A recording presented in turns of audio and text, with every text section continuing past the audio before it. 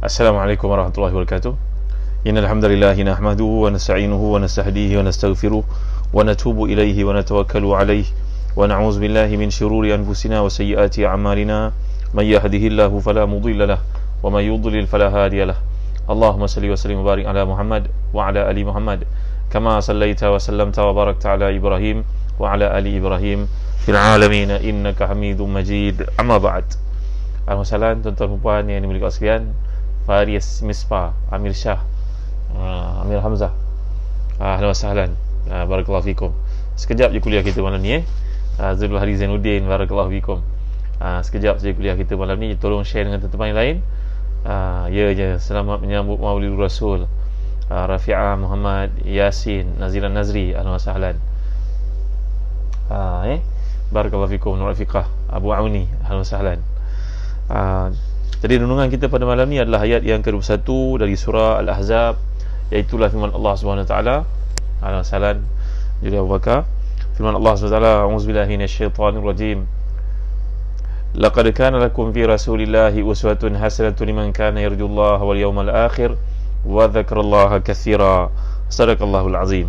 Sungguhnya telah ada pada Rasulullah itu contoh tauladan yang terbaik bagimu, iaitu bagi orang yang mengharapkan rahmat Allah dan kedatangan hari akhirat, dan orang yang banyak mengingati Allah SWT. Al-Salam Nafsa Bakar, Syazana Saiman. Mari kita ambil peluang malam ni untuk melakukan sedikit muhasabah tentang kenal tak kita kepada Rasulullah sallallahu alaihi wasallam. Itulah bincangan kita Muhammad Arif. Semoga ada manfaat untuk semua. Amir Hamzah, tolong share dengan adik-adik yang lain, teman-teman, rakan sekolah, ahli karya, alumni sekolah, rakan sejabat. Moga-moga setiap kita dapat manfaat dalam perkongsian lebih kurang setengah jam pada malam ni. Baik, ayat yang telah pun dibacakan tadi merujuk kepada Nabi kita sallallahu alaihi wasallam.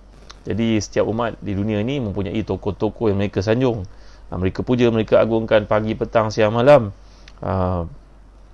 Mereka pula mengadakan simbol kepada tokoh-tokoh tersebut. Ada setengah negara kita pergi, ada patung-patung berhala dibuat untuk mengingatkan mereka, membuat perkaitan antara mereka dengan tokoh-tokoh yang pernah menyumbang kepada mereka itu.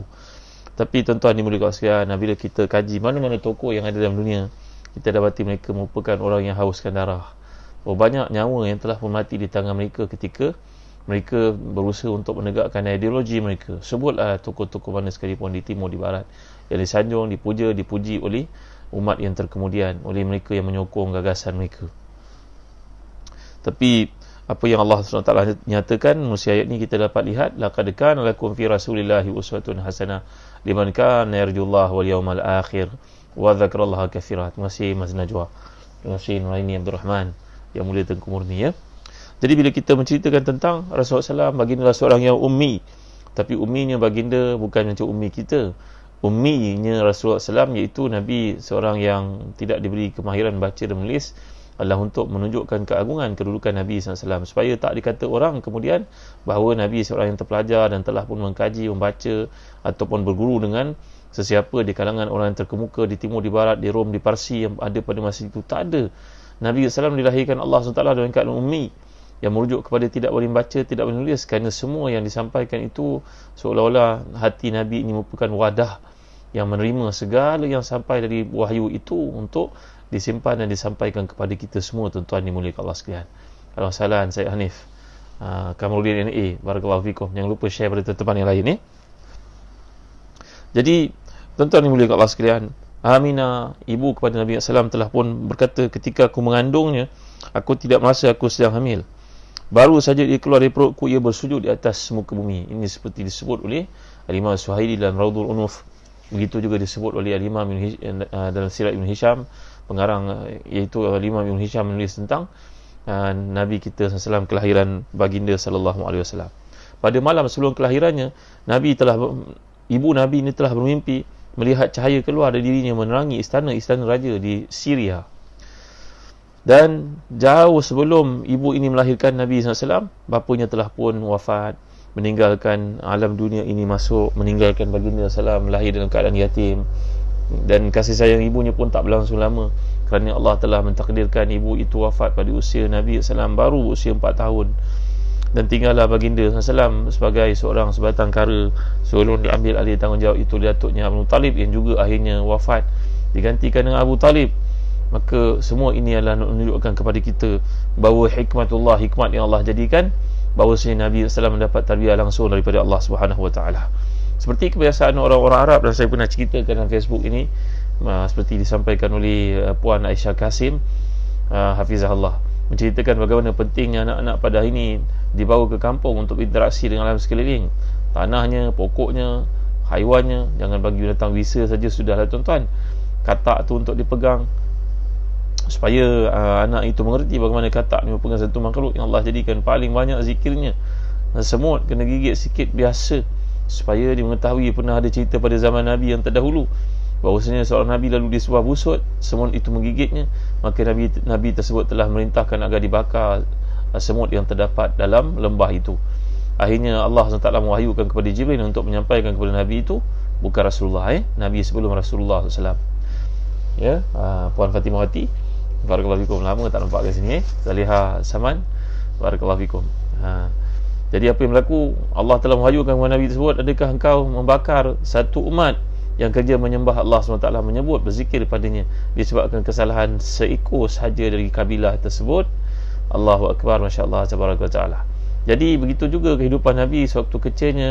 Baginda Islam telah pun dihantar pergi kepada kabilah Bani Sa'ad, yang mana Bani Sa'ad ini terkemuka sebagai satu tempat kampung yang agak pedalaman nak dibandingkan dengan kota Mekah yang penuh dengan pedagang-pedagang dan sibuk dengan aktiviti perniagaan. Ada banyak hikmah lah kat situ tuan-tuan, untuk melatih anak ini daripada kecil independent, supaya dapat menghirup udara yang lebih segar, kata para ulama lah.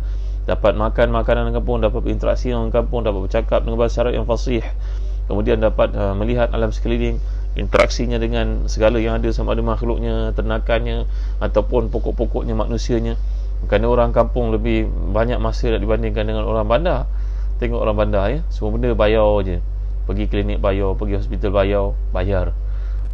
Sedangkan kalau orang-orang kampung, mereka sanggup menunggu dekat klinik kesihatan tu untuk dapatkan rawatan berjam-jam pun tak mengapalah. Ialah orang kampung tak sibuk macam orang bandar, tuan-tuan dimuliakan Allah sekalian. Di bandar semuanya dibeli. Jadi balik kepada kisah Nabi kita SAW, baginda telah dihantar kepada kabilah Bani Sa'ad, dan Halimah menceritakan, waktu itu kami sangat miskin. Ini seperti disebut oleh Al-Imam Ibn Hisham dalam sirahnya. Ditambah lagi musim kering yang panjangan. Demi Allah, tidak ada setitis pun hujan yang turun. Tempat-tempat gembalaan kami juga tak tumbuh tanaman. Namun ketika hadirnya Muhammad sallallahu alaihi wasallam, ketika aku susukan dia, aku letak saja dia di dadaku, cepat dia menghisap susu tersebut. Subhanallah. Dan bila sampai di kampung, tiba-tiba angin bergumpalan memenuhi langit, dan hujan pun turun dengan lebat. Sungai kembali berair, tanaman tumbuh dengan suburnya, sehingga orang dapat minum dan mencucuk tanam sesuka hati mereka. Kehadiran Muhammad, bayi ini ternyata membawa keberkatan buat kami. Allahu Akbar, Masya Allah, Tabaraka wa Ta'ala. Sampaikanlah selalu ni tuan-tuan, cerita tentang barakah. Barakah ni datang daripada Allah tuan-tuan, bukan dari tangan orang yang kita sangkakan orang alim semata-mata. Kalau dia betul-betul alim, memanglah keberkatan tu Allah curahkan kepada tempat, kepada waktu, kepada orang tertentu. Tapi jangan sewenang-wenangnya kita melabel seseorang itu hidupnya berkat. Kita pun tak tahu entah ya entah tidak, tuan-tuan dimuliakan Allah sekalian. Syekhul Islam Izzuddin bin Abdul Salam, ulama besar dalam mazhab Syafi'i tuan-tuan. Beliau dapat gelar Syekhul Islam. Bukan seorang saja yang dapat nama Syekhul Islam, ramai yang dapat nama Syekhul Islam. Ulama-ulama mazhab Syafi'i ramai yang ada gelaran Syekhul Islam, seperti Syekh Zakaria Al-Ansari, seperti Al-Imam yang kita sebutkan Izzuddin bin Abdul Salam, yang selalu saya ceritakan ni dipanggil juga dengan nama gelaran Sultanul Ulama. Pernah beliau menunaikan ibadah haji. Maka ketika menunaikan ibadah haji, dia melihat kesalahan dilakukan oleh orang sedang tawaf. Dia tegurnya, oleh kerana orang berpakaian haji ni semuanya ihram, maka kita pun tak kenal orang alim ke orang biasa ke. Ketika Al-Imam Izzuddin bin Salam, Syekhul Islam Izzuddin bin Salam ini menegur orang tersebut kesilapannya melakukan ibadah, perkara-perkara yang boleh menyebabkan batalnya tawaf, maka orang itu menegurnya kembali. Siapa engkau nak tegur-tegur aku? Dia nyangkakan bahawa Izzuddin bin Salam ni, Syekhul Islam ni orang biasa-biasa. Kerana pakai ihram nampak semua sama tuan-tuan. Berjanggut juga. Engkau berjanggut, aku berjanggut juga. Maka bila selesai daripada Syekhul Islam melakukan ibadah tawaf ini dan habis tahallul, maka beliau pun makailah pakaian ulama'nya, jubahnya, serbannya. Kemudian dia pun menegur kesilapan orang yang lakukan ketika tawaf sunat, dah tak perlu pakai ihram lagi tuan-tuan. Maka orang dengar pula, dulu aku tegur ketika pakai ihram pakai sama dengan dia, dia menyangkakan aku pun sama macam dia ilmunya, sedangkan aku ni ulama. Syekhul Islam Izzuddin bin Salam ini berkata tuan-tuan, Jadi kita janganlah terpengaruh melihat orang pakaiannya, gayanya. Sekarang pula zaman Facebook, semua orang boleh menggelar dirinya macam-macam gelaran. Kalau dulu nak panggil gelaran ni kena ada anak murid sekian ramai. Zaman sekarang ni masuk Facebook je, ada hit, ramai followers je, dah boleh jadi macam-macam gelaran diberikan. La ilaha illallah Muhammadur Rasulullah, masya-Allah tabaraka wa taala. Baik, kembali cerita keberkatan yang mengalir dalam kehidupan Halimatus Sa'diyah ni, kita kena kaitkan dengan kehidupan kita, tuan-tuan dimuliakan Allah sekalian. Apa sebab kehidupan jadi berkah, tuan-tuan? Kehidupan menjadi berkah kerana kita beramal salih. Kerana itu dalam hadis yang sahih Nabi telah bersabda, "Man kanatid dunya hammahu syattatallahu amrahu wa ja'ala faqrahu baina ainaihi wa lam ya'tihi minad dunya illa ma qaddara lahu." Siapa yang hidupnya sibuk dengan dunia, maka Allah akan jadikan di antara dua biji matanya kefakiran. Hatinya sentiasa meruntun-runtun kemiskinan, dan dunia tak akan datang kepadanya melainkan dengan susah payah. Wa man kanatil akhiratu hammahu jama'allahu syamlahu wa ja'ala ghinahu fi qalbihi wa atathu dunya wa hiya raghimatun. Kalau seseorang itu menyibukkan dirinya dengan amal saleh untuk akhiratnya, Allah akan jadikan kekayaan duduk dalam hatinya, dan Allah berikan kepadanya segala keduniaan itu datang menyembah-nyembah padanya, tuan-tuan dimuliakan Allah sekalian. Jadi Allah menjadikan adat dalam hidup ni, kadang-kadang umur kita meningkat, umur kita telah pun menuju ke penghujung, orang kata meningkat, sebenarnya yang ada di sisi Allah tu dah mengurang dah. Allah pun kirim tanda-tanda tentu dengan ubannya, dengan kedutnya. Buatlah apa saja pun nak bagi tegang kulit dah tak boleh, tuan-tuan. Ada orang kadang pakai injection daripada daripada tebuan. Injection doktor dah tak jalan, pakai tebuan lah, inject tebuan tu punya abdomen tu kat muka nak bagi tegang. Dah lah, tuan-tuan, dah tua-tua lah, tuan-tuan. Macam mana nak buat lagi? Allahu Akbar, insyaAllah. Saya tak masukkan siapa, tapi sedarlah bahawa itu petanda yang Allah kirimkan untuk kita sedar, untuk kita banyakkan bekal ke akhirat. Kerana lazimnya usia 60 itu adalah waktu untuk kita seimbangkan akhirat kita, banyakkan akhirat kita. Dunia ni biarlah lepaskan perlahan. Tangan ni pun kata-kata biasa menjadi lemah. Masuk usia 50-an, 5 series, tuan-tuan, genggaman boleh tak kuat macam dulu. Satu signal yang Allah kirim memberi kita supaya kita buat persiapan. Baik, kisah Nabi kita SAW lagi. Halimah mengatakan, waktu malam ketika aku menyusukan anakku, nama kakak susuan Nabi ni Syaimah, tuan-tuan, dan juga Rasulullah SAW, tiba-tiba Muhammad ni hilang dari dalam kapanku. Aku mencarinya, ternyata pintu rumah terbuka. Aku melihat daripada daun pintu itu Muhammad berada di luar. Ya Allah, sedang melihat langit. Benarlah firman Allah SWT, "Inna fi khalqis samawati wal ard wa ikhtilafil laili wan nahar la ayatin li ulil albab alladzina yadhkurullaha qiyaman wa qu'udan wa 'ala junubihim wa yatafakkaruna fi khalqis samawati wal ard rabbana ma khalaqta hadza batila subhanaka faqina adzaban nar." Sesungguhnya dalam penciptaan langit bumi, pertukaran malam dan siang dapat tanda-tanda bagi orang berakal. Orang ini dipanggil sebagai albab, jamak kepada labib. Hasfani Ahmad. Nabi kita SAW dari kecil telah latih untuk berfikir, melihat, bertafakur. Tafakur tu bukan macam kita maksudkan bertafakur duduk ada kematian, bukan. Tafakur makna berfikir. Banyak ayat-ayat menyuruh, afala tatafakkarun, afala ta'qilun, afala tubsirun, inna fi dzalika laayatin lil mutawassimin, tawassum. Jadi maknanya ini ayat yang menggesa kita untuk berfikir. Kalaulah sistem pendidikan negara kita dapat lahirkan orang berfikir, tuan-tuan, jangan jadi orang menghafal saja, mengamalkannya tidak. Anak-anak kita kadang belajar, masuk anak saya, tuan-tuan, belajar ada silibus pelajaran agamanya, macam-macam adab dipelajari, tapi jarang-jarang dapat diamalkan kerana terlalu sibuk. Kalaulah anak kita belajar tentang adab menziarah orang sakit, terus buat. Saya ni musim PKP lah, maksud saya menghormati orang tua bagaimana, terus amalkan. Adab berniaga macam mana, terus buat. Ini semua dipelajari, amalnya tidak, tuan-tuan. Semuanya teori saja, tak ada amali langsung kerana terlalu banyak dipelajari.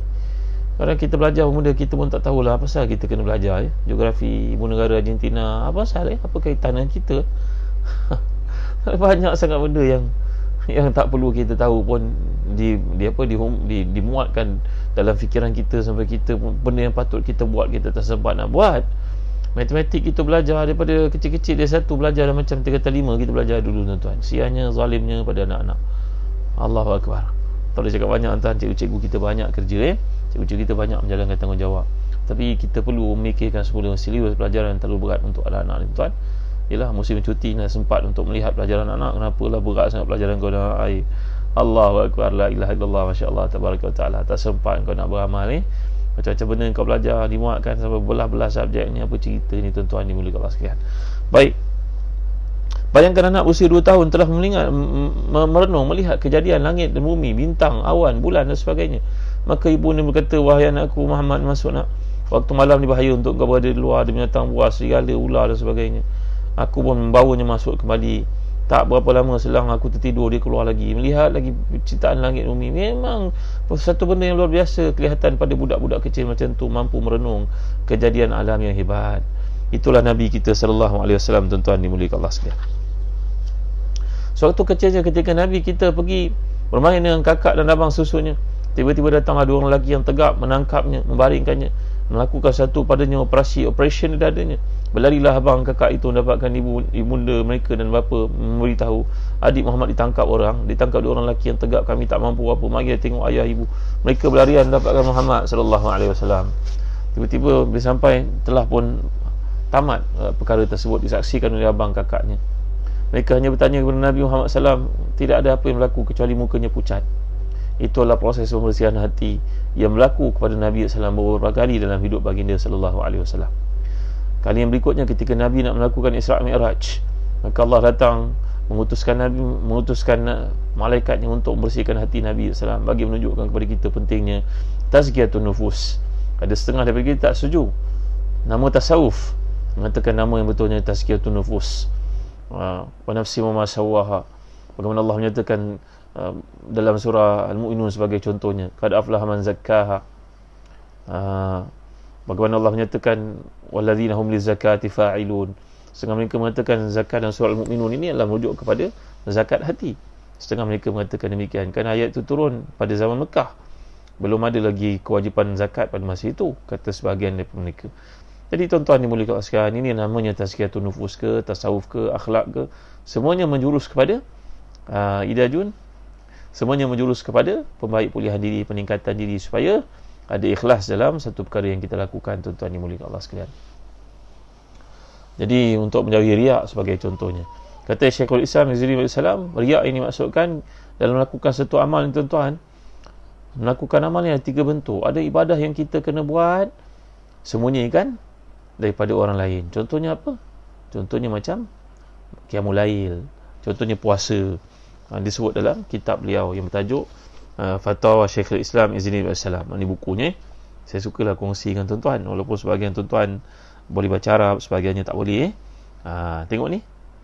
Ini kitabnya.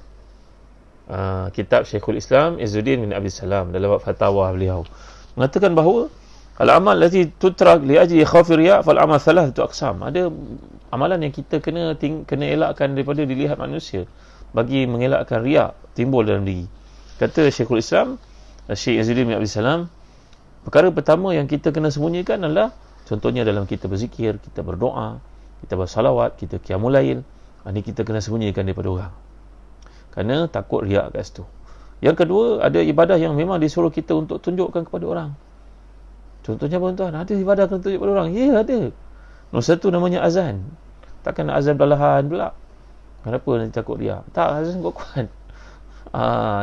Siti Rashidah Hussein, Faridah Ghazali, azan kena kuat-kuat. Ibadah ni tak boleh disembunyikan daripada orang. Lagi apa? Tasyi'ul janaiz, menghantar jenazah. Tak boleh, jenazah ni dah meninggal dunia, nanti kita buat malam, tak nanti buat siang orang semua nampak, riak pula. Tak, kena buat depan orang ramai. Itu tak dapat dielakkan, tuan-tuan. Dan kita tak boleh pula kata, nampak orang tu sedang uruskan jenazah, riak dia, riak imam itu, tak boleh, tuan-tuan. Kecuali lah kalau purposely kita masukkan dalam media sosial, kita nak tunjuk pada orang. Yang dimaksudkan sini, kalau setakat orang nampak, memang tak dapat dielakkan. Tapi kalau menunjuk pada orang pula, takut lain pula perkaranya, tuan-tuan. Kemudian ada ibadah yang kita akan tunjuk kepada orang, haji. Memang tak dapat dielakkan, mesti orang nampak. Kemudian al-amru bil ma'ruf wan nahyu 'anil munkar, lakukan perkara ma'ruf nahi munkar kena depan orang ramai. Tuan-tuan dimuliakan Allah sekalian. Kemudian wal wilayatu syar'iyyah kal qada wal imamah fa hadza la yutrak khaufan min riya wal fitnah. Ada benda-benda yang kita memang kena buat di hadapan orang, menjadi imam sebagai contohnya dalam bab keputusan yang qadhi atau kehakiman, mesti diberitahu kepada orang ramai, tak boleh disembunyikan untuk mengelakkan orang lain tak aniaya sebagai contoh. Tak boleh menentang orang tu orang terkenal, ada orang tentu, tak boleh kita kena sembunyikan keputusan. Tak, kena beritahu. Umat berhak untuk tahu apa yang berlaku selepas itu, kerana ini melibatkan kemaslahatan orang ramai, supaya tak ada yang tertipu lagi dan tidak mengikuti cara yang salah lagi, tuan-tuan dimulakan sekalian. Kemudian yang ketiga, wa thalith ma khayyara syar'u fihi baina izhar wal ikhfa. Rupanya ada ibadah yang dibenarkan oleh syarak untuk dipamerkan ataupun disembunyikan, bergantunglah kepada keadaan. Apakah dia? Kata Syekhul Islam Al-Imam Izzuddin bin Abdul Salam, sedekah sebagai contohnya. Sedekah ada waktu kita tunjukkan, ada waktu kita sembunyikan. Kena bijak juga mengatur keadaan, kerana Allah telah menyatakan in tubdu sadaqati fa ni'mahi wa in tukhfuha wa tu'tuha al-fuqara fa huwa khairul lakum. Kalau kamu nampakkan sedekah itu baik bagimu, kalau kamu sembunyikan, kamu beri kepada orang yang fakir yang memerlukan, itu sangat baik bagi kamu. Maka kata Imam Izzuddin bin Abdul Salam, Syekhul Islam Izzuddin bin Abdul Salam, ikhfa'u khairu min izhari lima fihi min al-hazmi wa hifzil amal ala khawatir riya. Walau bagaimanapun, kata beliau, lebih baik sembunyikan, kerana takut-takut nanti diserang penyakit riya. Ila an yakuna muzhiruhu mimman yuqtada bihi, kecuali lah dalam bab setengah perkara kena lakukan kerana ia akan diikuti oleh orang ramai. Pemimpin contohnya, pemimpin lah di politik, mereka memang kena tunjuk. Kalau tak tunjuk, nanti orang kata tak buat apa kerja pun. Pemimpin memang kena tunjuk, memang kena tunjuk, seperti disebut kat sini. Jadi pemimpin kena tunjuk. Tamanya akhir zaman yang pada hari ini manusia mengambil kira media sosial ni benda yang penting. Tuan-tuan dimuliakan sekalian. Kalau orang tanya pula, kan ke Sayyidina Umar, Abu Bakar menyembunyikan? Mereka menyembunyikan kerana mereka telah buat sebelum jadi khalifah. Sebelum jadi khalifah, sebelum jadi pemimpin lagi, mereka memang buat dan mereka sembunyikan. Tapi akhirnya orang tahu juga. Nampak tak tuan-tuan?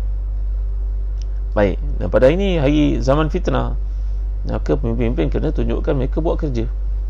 Seperti berlaku hari ini, ya, dalam Facebook, dalam Instagram, mereka tunjukkan. Kita tak boleh nak kata pun menunjuklah tu, makan orang ramai pun nak menunjuk. Tak tuan-tuan, memang kerja pemimpin dia kena buat begitu, berdasarkan fatwa yang dikemukakan oleh Syekhul Islam Izzuddin bin Abdul Salam Asy-Syafi'i Al-Faqih, imam yang hebat ini. Jadi balik saya kepada cerita Nabi kita SAW. Ini sajalah kita mencelah di tengah. Saya tuan-tuan dapat manfaat daripada kitab ni. Fatwa Syekhul Islam Izzuddin bin Abdul Salam Asy-Syafi'i Al-Faqih, imam yang besar yang hebat dalam mazhab Syafi'i ini. Baik, siapakah lelaki yang telah datang membersihkan jasad Nabi di bahagian dalamannya itu dari mazmuma? Namanya Jibril dan juga Mikail. Jibril dan juga Mikail. Jadi setelah membelah dadanya, kedua malaikat ini telah membersihkan. Nabi SAW menceritakan bersihkan gumpalan darah hitam daripadanya, yang merupakan tempat berkumpulnya sifat dengki, sifat benci, khianat, dan menggantikannya dengan membasuhkannya dengan air Zam-Zam, dan kemudian meletakkan di tempat tersebut dengan hikmah. Hikmah makna kebijaksanaan, wisdom, tuan-tuan dimuliakan Allah sekalian. Kita tak adalah keupayaan nak buat macam Nabi kita atau nak lalui proses macam Nabi kita sallallahu alaihi wasallam. Yang kita mampu adalah melakukan aktiviti amalan yang boleh tazkiyatun nufus, bersihkan hati daripada riya, sum'ah, ujub dan sebagainya.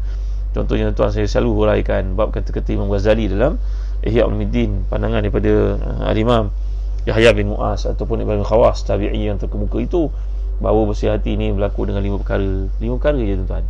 Baca Quran dengan tadabbur, qiyamul lail, makan secara sederhana dan ambil sikap berpuasa 3 hari sebulan, kemudian banyak kali istighfar, kemudian terakhir sekali duduk dengan orang salih. Dan banyak kali saya cerita bab ini tuan-tuan ni, tak perlu ulang, nanti boleh tengok lagi ya.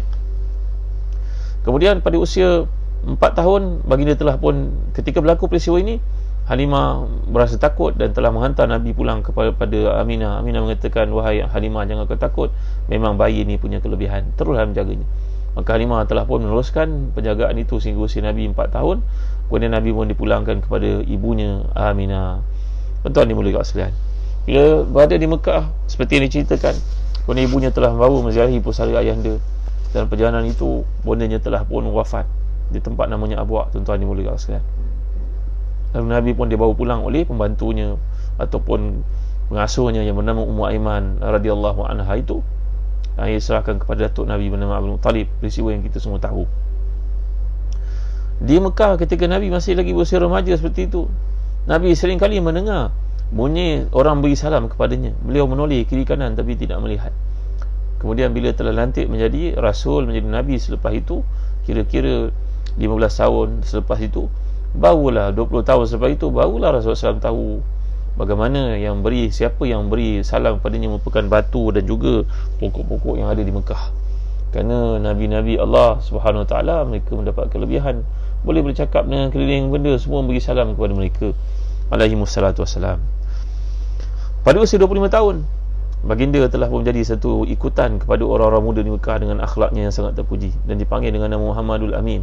Dan sebelum itu Nabi telah pun menemani rombongan perniagaan pakciknya Abu Talib. Abu Talib membawa keuntungan yang besar, meminta Muhammad SAW untuk menjaga harta pedagangan yang dibawa pulang dari keuntungan itu. Tiba-tiba Nabi pun duduk di bawah pokok. Berkatalah rahib yang ada di Syria itu, berkata kepada rombongan Arab, siapakah gerangan yang bawa pemuda ini? Abu Talib mengatakan, itu anakku. Padri itu mengatakan, mustahil ayahnya masih hidup. Kalau tidak akan duduk di bawah pokok itu melainkan seorang yang akan menjadi Nabi.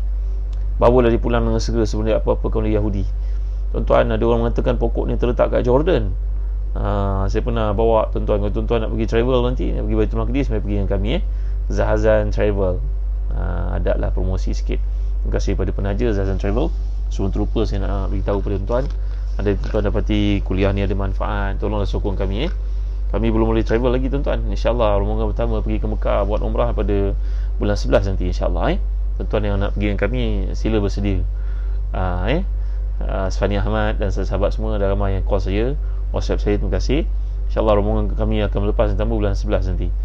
Baik, dapatkan Hawa Sauda Birkah dari Zahazan Travel, yang merupakan satu pemakanan Nabi kita, menggalakkan menggunakannya. Padanya ada rawatan pada semua penyakit, melainkan kematian tidak ada rawatannya, kata Rasulullah SAW.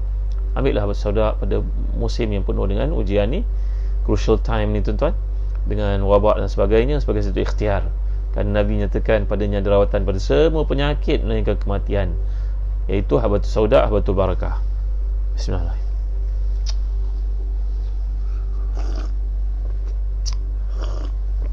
Alhamdulillah. Dapatkan tuan packaging di sini begini, senang nak bawa dalam handbag. Barakah, datang perkataan birkah. Birkah barakah. Mudah-mudahan tuan-tuan menjemput keberkatan dengan menggunakan makanan Nabi kita sallallahu alaihi wasallam. Dan jangan lupa kami di Zahazan Travel juga masakkan kurma mekjol yang datang dalam packaging seperti ini. Tinggal sikit tuan, satu malam makan 2 biji. Tengok beri tenaga kepada kita. Alhamdulillah, ramai yang telah menggunakannya untuk puasa sunat, bersahur, cukup satu hari makan sebiji. Sebab itu dalam hadis mengatakan Nabi share kurma dengan Aisyah radhiyallahu anha. Kalaulah bukan kurma mekjol, apalah kurma yang Nabi makan besar begini, makan seorang boleh makan sebiji, 2 orang boleh makan sebiji. Belah bagi 2, mudah-mudahan jadi sahur kita. Baik tuan, boleh kelaskan kembali kita kepada kisah Nabi sallallahu alaihi wasallam. Ketika berada dengan Abu Talib sebelum itu, Nabi SAW telah pun menggalaskan diri yang tanggungjawab untuk meringankan beban keluarga yang sukar ini, yang susah ini, iaitu Nabi menjaga kambing. Nabi menemani, minta Abu Talib untuk menenangkannya menyertai rombongan perniagaan, membuka pada Nabi minda.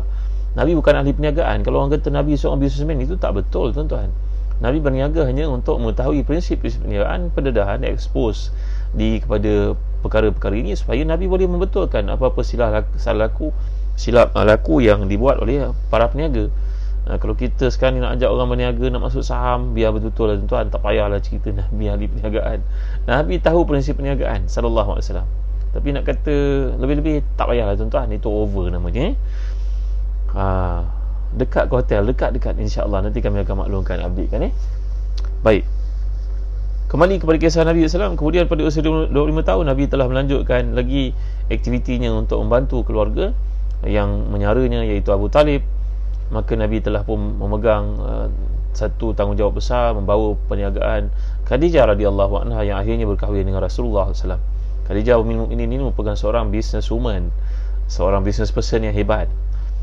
Telah pun membuka perniagaannya dan dengan pembantunya bernama Maisarah. Maisarah ni bukan perempuan tau, bunyinya macam perempuan. Orang Melayu ni dengar bunyi H kat belakang je mesti perempuan. Tak, belum tentu. Ada orang namanya Musailimah, dia bukan perempuan, dia lelaki. Muawiyah, lelaki kan? Talha, lelaki kan? Sa'labah, lelaki, bukan perempuan tu. Maisarah pun bukan perempuan sebenarnya, dia nama lelaki. Ya, Sofi Amir, musim sejuk. Bulan 11, 12, musim sejuk. 12, bulan 1, bulan 2 sejuk di Mekah. Baik. Jadi Nabi telah pun mengendali perniagaan itu dengan penuh kejujuran, akhirnya membawa keuntungan yang besar. Maisarah pun melihat kejujuran Nabi dan merasa ketika berniaga dengan Nabi tenang setenang-tenangnya. Rupa-rupanya bila diperhatikan ada awan meneduhkan mereka.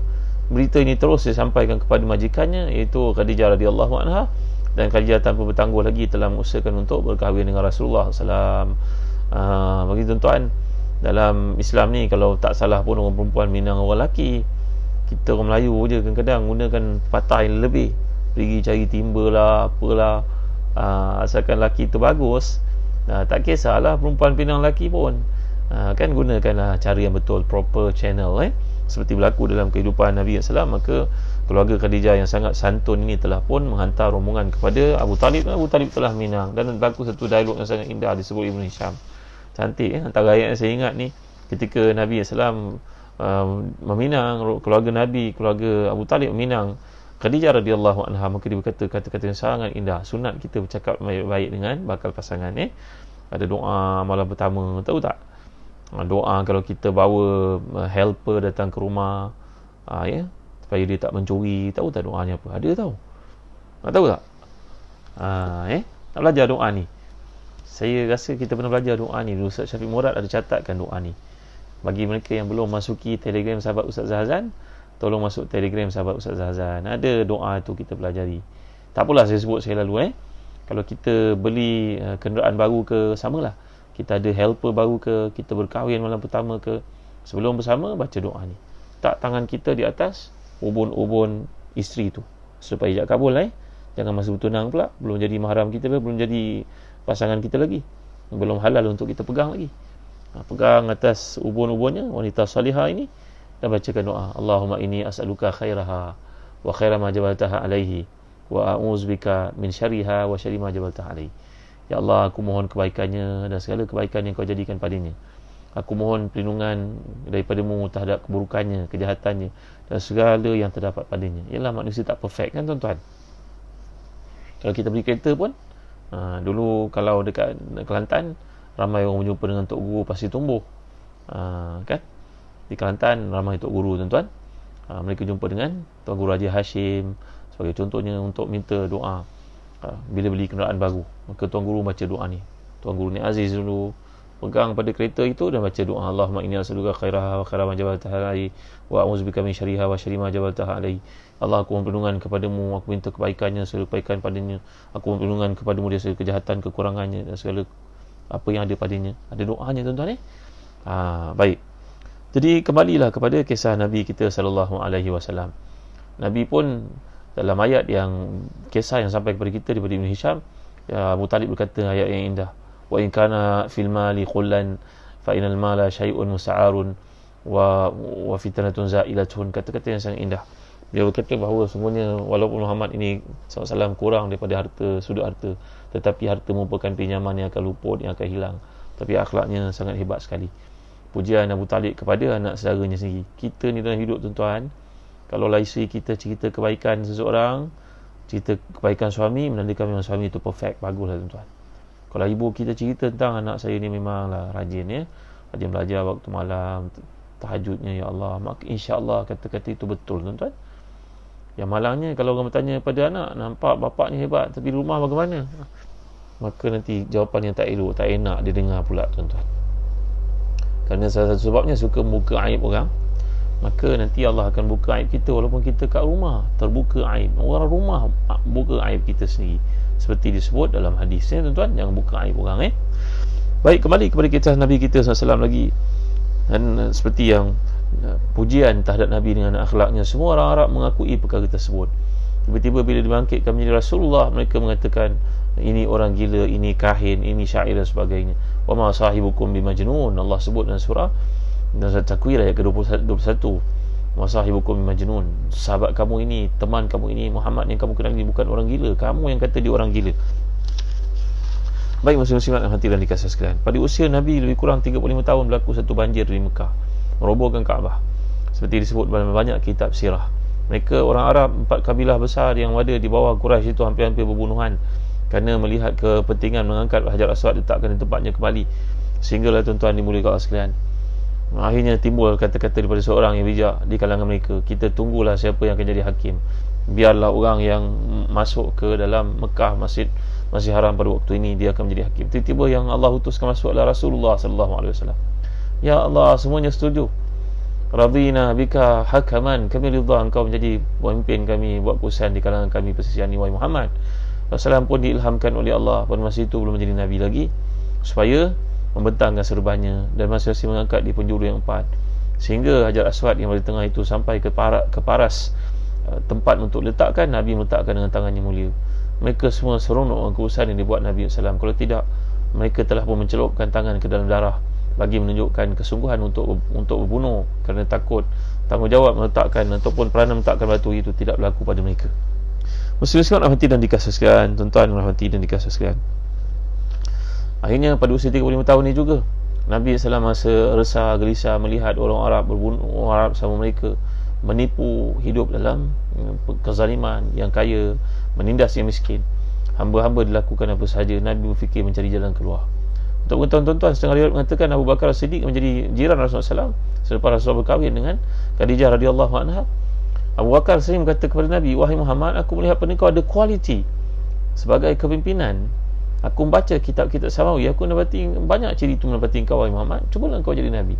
Mana mungkin, tuan-tuan, timingnya belum kena, kerana pemilihan ini adalah ketentuan daripada Allah pada waktunya.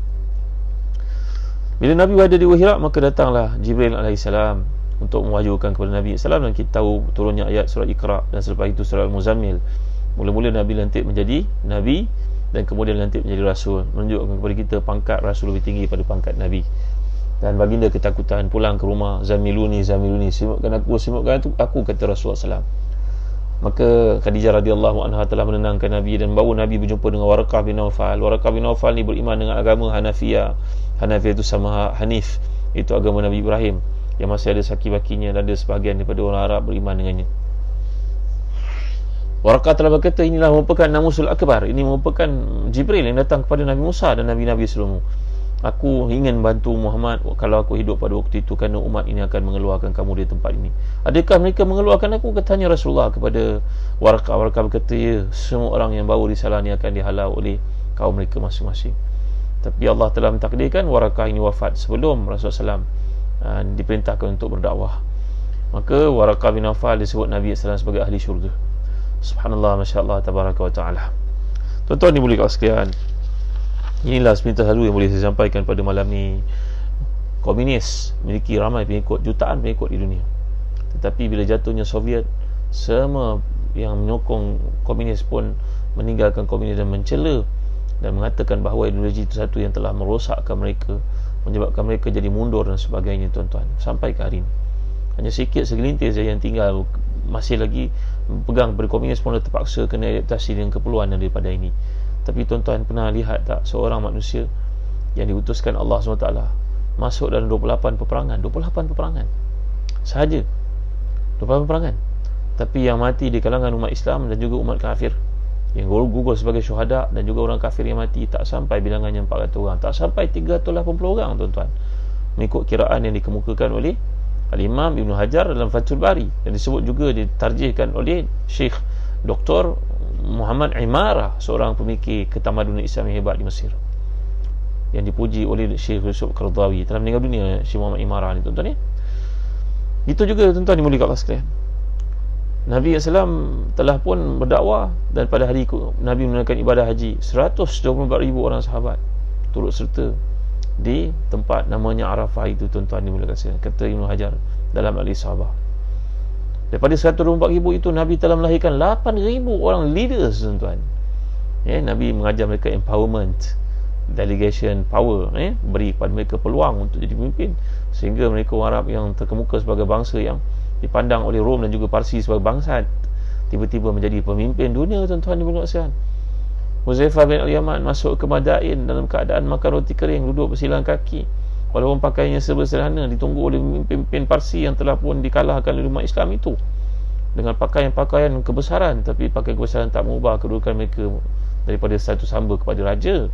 Tetapi Huzaifah datang dalam pakaian serba sederhana, berpakaian serba sederhana, tapi kedudukannya jauh lebih baik di sisi Allah dan manusia pada masa itu banding dengan pemimpin-pemimpin Parsi yang telah pun tewas.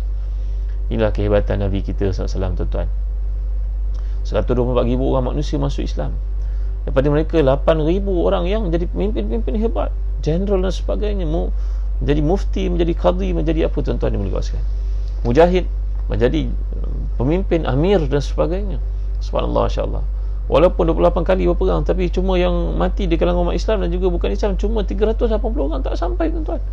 Cuba lihat revolusi yang berlaku di Rusia, yang berlaku di Perancis, tentera Nazi yang membunuh berapa juta orang Kristian, orang Yahudi, tuan-tuan. Dalam satu pertempuran berapa juta orang mati. Perang Dunia Pertama, bom jatuh ke Hiroshima dan Nagasaki, berapa ratus ribu orang, berapa puluh ribu orang Jepun yang mati. La ilaha illallah, maksudnya Nabi 23 tahun mengetuai 28 peperangan. Tuan-tuan boleh baca dalam buku yang kami terbitkan di Telaga Biru bertajuk Ensiklopedia Peperangan Rasulullah SAW. Buku ni penting untuk melahirkan orang yang faham mengapa Rasulullah SAW berperang sebenarnya. Tak sampai 380 orang pun yang mati, para sahabat dan juga orang-orang kafir. Takkan pelik dan ajaib tu, tuan-tuan dimuliakan Allah sekalian. Jadi banyaklah perkara yang saya nak sebut, tapi setakat ini dulu untuk perkongsian kita pada malam ni. Ya, tadi janji setengah jam, lebih setengah jam. Mampu maaf, tuan-tuan ni. Jangan lupa saya galakkan tuan-tuan sebelum berakhir kuliah pada malam ni, dapatkanlah buku-buku dari www.telagabiru.com.my. Dapatkan buku-buku, contohnya Konversasi Salat untuk anak-anak kita. Latih anak kita salat, tuan-tuan. Yang mana belum sekolah pada ini, sekolah belum dibuka, latih mereka salat betul-betul. Tengok mereka salat bersama mereka, ajak mereka ambil wuduk, pastikan wuduk mereka sah. Kerana Nabi telah bersabda, wailun lil aqabi minan nar, celakalah orang ambil wuduk tak sempurna, sebenarnya tak sah. Macam mana salat itu boleh mencegah orang lain daripada fahsyat munkar, tapi tak boleh mencegah mereka, iaitu kita ni yang tak sempurna wuduk ni, tuan-tuan. Dulu sebelum PKP, bila kita perhatikan orang ambil wuduk ni, ramai yang tak sah wuduknya, tuan-tuan. Kaki tu diulur je begitu kat paip. Itu sebab kami menerbitkan buku bertajuk Konversasi Salat, untuk pastikan anak-anak kita sedari kecil diperbaiki, dibetulkan salat mereka. Tuan-tuan belilah secara online daripada www.telagabiru.com.my. Order buku-buku ni kami hantar ke rumah terus. www.telagabiru.com.my. Satu perkataan, tekan je telagabiru.com.my, tuan-tuan dapat lihat buku-buku yang kami terbitkan. Quran, belajar khat macam mana, belajar jawi, belajar Quran dengan cepat, ada kaedah al-matin contohnya. Belajar jawi 1 jam boleh menguasai. Ternyata Ustaz Wan Azhar yang buat kaedah belajar jawi dengan nombor ini telah pun menunjukkan pada kita demo bagaimana anak-anak orang asal belajar sekejap 1 jam pun boleh menguasai menulis dan juga membaca.